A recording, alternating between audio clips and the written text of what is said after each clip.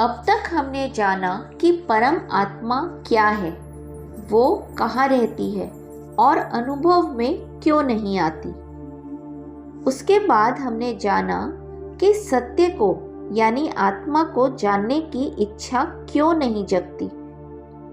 उसके बाद हमने सीखा कि अगर सत्य को जानने की इच्छा जग भी जाए तो उसमें निष्ठा बनी रहना कितना आवश्यक है। फिर हमने जाना कि किसके अभाव में हम कभी परमानंद को प्राप्त नहीं कर सकते। उसके बाद हमने सीखा कि परमात्मा में दृढ़ निष्ठा कब होगी। आगे जाना कि आचार्यों ने मन को शुद्ध करने के कौन कौन से उपाय बताए हैं। फिर हमें सर्वोत्तम साधन का ज्ञान मिला जो हमारे मन को शुद्ध करने का सर्वोच्चतम उपाय है। फिर हमने मन को शुद्ध करने के उन उपायों पर चिंतन करने का संकल्प किया जो प्रभु ने गीता में बतलाया है।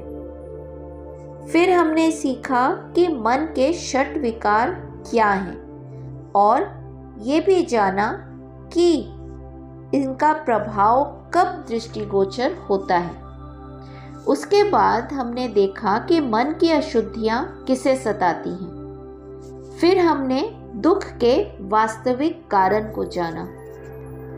अब आगे श्लोक संख्या 15। सत्य बुद्धिर यदा दृश्ये स्वात्मनो भिन्नता तथा सुख बुद्धिस्तदा तस्मिन् दुख बुद्धिर ही वा भवेत्। सत्य बुद्धि यानी यह बोध अथवा धारणा कि वह सत्य है।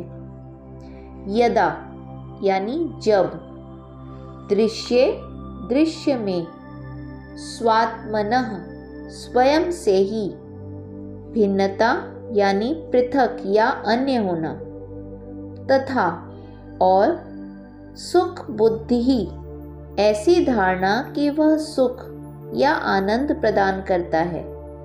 तदा तब, तस्मिन यानी उसमें, दुख बुद्धि ही वा अथवा सचमुच ही यह मानना या समझना कि वह दुख देता है, भवत होगा।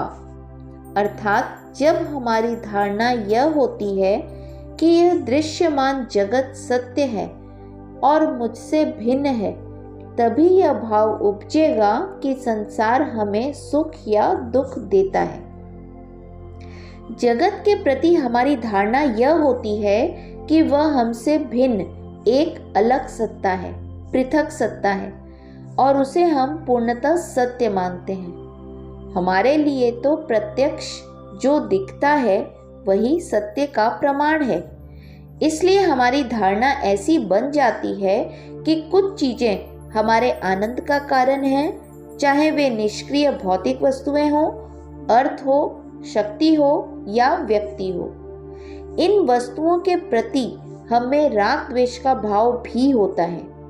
कुछ हमें अच्छी लगती हैं, कुछ बुरी, और यह भाव इतना तीव्र होता है कि हम यहाँ तक सोच लेते हैं कि कोई हमारे लिए शुभ है तो कोई अशुभ। इस संबंध में एक विनोद प्रिय कहानी है, उसे सुनिए। एक राजा था जो एक दिन सुबह सुबह शिकार के लिए गया और रास्ते में उसने एक काने आदमी को देखा।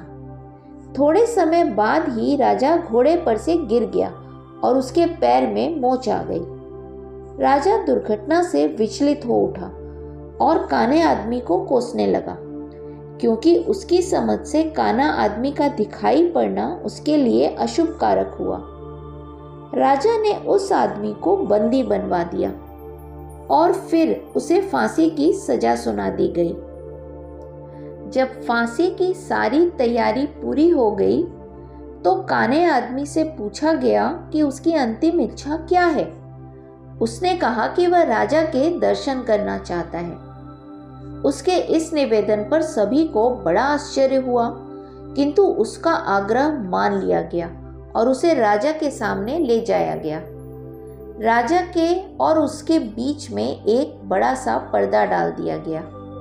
काने आदमी ने राजा से कहा, महाराज, मैं जानता हूँ कि आपने मुझे मृत्यु दंड क्यों दिया है।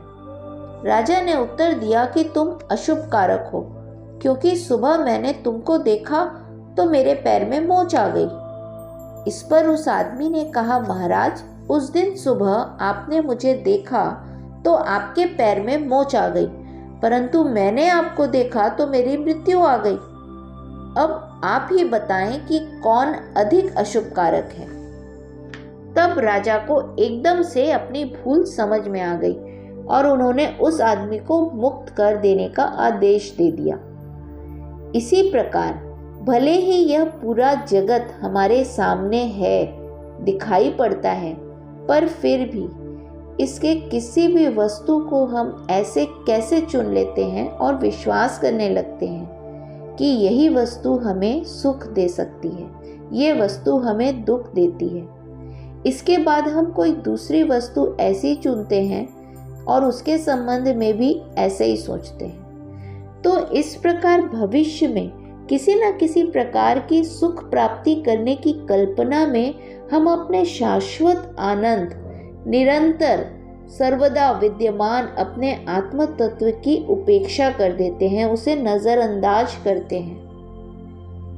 इस तरह का विचार कि जगत हमसे अलग है और सच में वो वैसा ही है जैसा हमें दिखाई देता है, ये हमारा अज्ञान मात्र है। यह मान्यता कि कोई वस्तु सुख देने वाली और कोई दूसरी वस्तु हमें दुख पहुंचाने वाली है, यह निरी कोरी कल्पना है हमारी।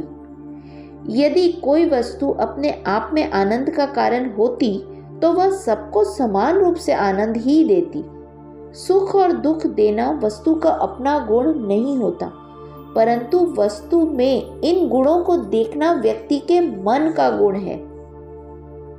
मन की रुचि के कारण ही हम किसी एक वस्तु के प्रति आकृष्ट होते हैं तो किसी दूसरी वस्तु से दूर भागते हैं। संक्षेप में अज्ञान जनित धारणाएं इस प्रकार हैं। पहली, यह जगत यथार्थ है, सच्चा है। दूसरी, यह जगत हमसे भिन्न एक सत्ता है। तीसरी, यह जगत सुख और दुख का स्रोत है और इन सब का परिणाम हमारे क्रियाकलापों में भी अज्ञान का होना ही है।